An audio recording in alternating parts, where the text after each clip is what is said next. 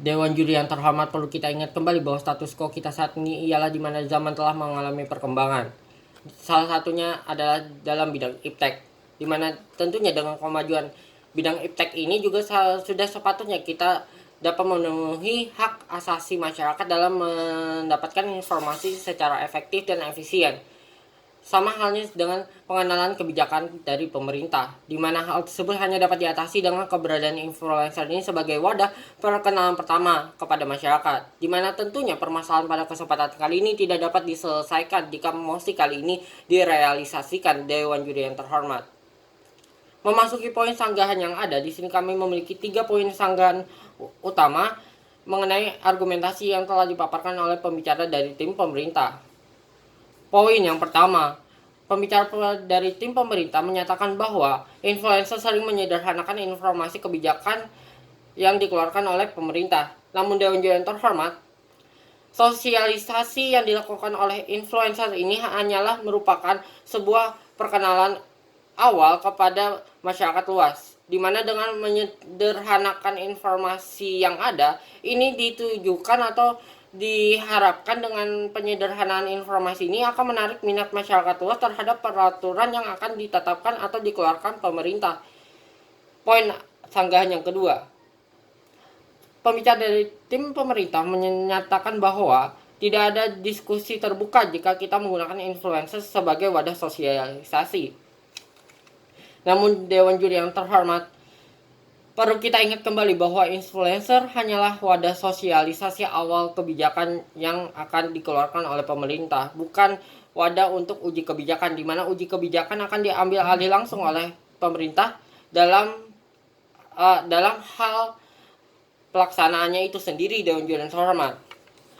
Poin sanggahan yang ketiga, di sini dapat kita lihat kembali bahwa tim pemerintah gagal dalam memahami mosi pada perdebatan kali ini, di mana tim pemerintah tidak dapat membedakan yang mana sosialisasi kebijakan dengan halnya uji kebijakan, di mana sosialisasi kebijakan ini hanyalah sebuah perkenalan awal kepada masyarakat, di mana tentunya tanggung jawab dari uji publik ini telah ditangani oleh pemerintahan jauh sebelum perkenalan akan dilakukan oleh pemerintahan tersebut kepada masyarakat luas. Dewan Juri yang terhormat, memasuki ranah mekanisme yang ada.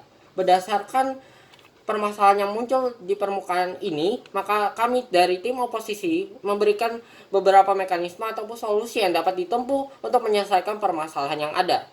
Di sini kami tetap akan menggunakan influencer, namun kami juga akan menyeleksi influencer yang berkualitas dan memiliki suatu ketergantungan ataupun keterkaitan dalam sosialisasi sebuah kebijakan ini, di mana tentunya kami juga akan tidak sembarangan dalam merekrut influencer dalam mensosialisasikan kebijakan ini. Dewan Juri yang terhormat, seperti contohnya saja Najwa Shihab yang akan kami rekrut dalam sosialisasi bidang ke pemerintahan, di mana seperti yang kita ketahui bersama bahwa Najwa Shihab sangat berkompeten dalam bidang politik.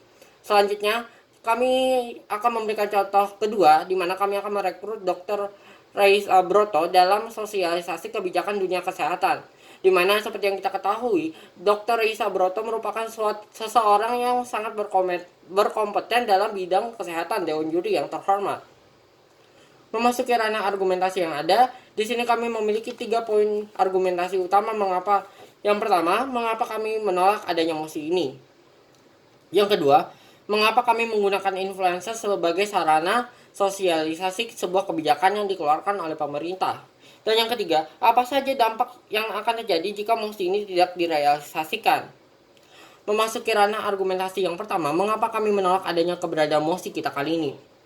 Dewan Juri yang terhormat, perlu kita ingat kembali lagi bahwa sekarang telah terjadi kemajuan zaman, di mana sekarang teknologi iptek semakin canggih, di mana informasi yang dibutuhkan oleh masyarakat, baik informasi kesehatan, kebijakan, dan informasi lainnya, sudah seharusnya disampaikan kepada masyarakat secara cepat, efektif, dan juga efisien, dan mencakup masyarakat luas.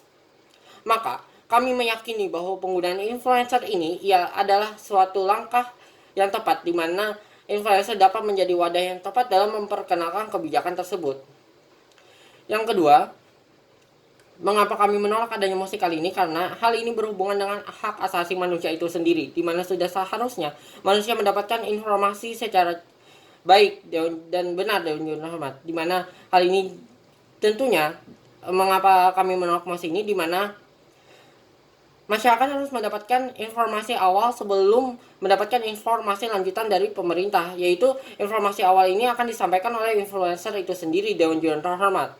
Di mana dengan adanya influencer ini kita dapat mengetahui persetujuan masyarakat atau keterkaitan masyarakat terhadap kebijakan yang akan dikeluarkan oleh pemerintahan ini, Dewan Jurnal terhormat. Kedua, mengapa kami menggunakan influencer sebagai wadah sosialisasi kebijakan ini? Yang pertama, karena kami yakin bahwa influencer dapat membantu perkenalan awal sebuah kebijakan kepada masyarakat luas.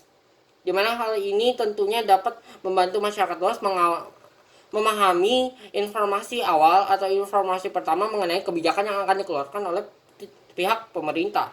Yang kedua, influencer dapat meningkatkan keterlibatan diskusi terbuka di masyarakat luas, di mana hal ini juga dapat membantu pemerintah dalam mempertimbangkan kebijakan yang akan dikeluarkan selanjutnya, di mana hal ini tentunya dapat membantu pemerintah dalam melihat apakah masyarakat setuju atau tidak terhadap kebijakan yang akan dikeluarkan ini, atau apakah masyarakat ini tertarik terhadap kebijakan yang akan dikeluarkan ini atau tidak, atau juga pemerintah dapat melihat ataupun memikirkan kembali mengenai kebijakan ini dengan berbagai argumen masyarakat mengenai dampak-dampak dari kebijakan yang akan dikeluarkan oleh pemerintah ini, di mana tentunya hal ini sangat bermanfaat Dewan Juri yang terhormat.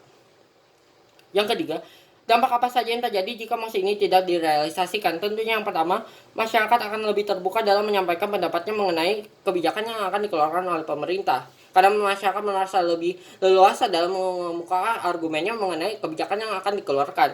Yang kedua, mempermudah perkenalan kebijakan kepada masyarakat, di mana hal ini tentunya menjadi sisi positif jika kita menggunakan influencer. Oleh karena itu, saya yang sangat mendukung musik pada perdebatan kali ini, dan saya bangga untuk menjadi tim oposisi yang menolak keberadaan musik kali ini. Sekian dan terima kasih.